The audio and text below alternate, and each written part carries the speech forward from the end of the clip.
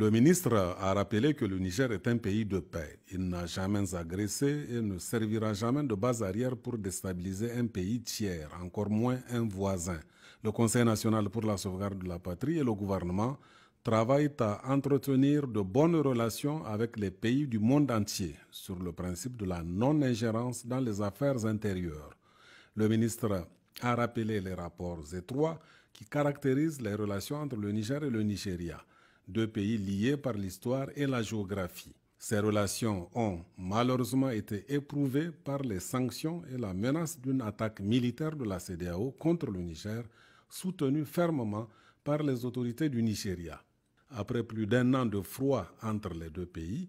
le Niger a, nonobstant une présence militaire étrangère hostile avérée à ses frontières avec le Nigeria, pris la courageuse décision d'engager la normalisation de nos relations. C'est dans cette perspective, a dit le ministre, que les deux pays ont échangé des délégations de haut niveau, dont la visite au Niger du chef d'état-major des armées du Nigeria. Le protocole d'accord signé entre les deux parties lors de cette visite relative au renforcement de la coopération sécuritaire est censé exprimer la volonté des autorités des deux pays de combattre le terrorisme et le trafic transfrontalier en tout genre, qui constitue une menace existentielle pour nos pays. En dépit de tous ces efforts, a indiqué le ministre, il est regrettable de constater que le Nigeria n'a pas renoncé à servir de base arrière à la déstabilisation du Niger en complicité avec certaines puissances étrangères et les dignitaires de l'ancien régime auxquels il offre un refuge assorti de prise en charge. Des récentes révélations font état d'une certaine complicité de l'appareil sécuritaire nigérian dans les attaques du pipeline Niger-Bénin aux environs des localités de Djounzou et Bela, Lido et Karakara, et d'une entreprise orchestrée à partir du Nigeria en étroite complicité avec les fugitifs de l'ancien régime visant à mettre à feu et à sang les villes et villages du Niger.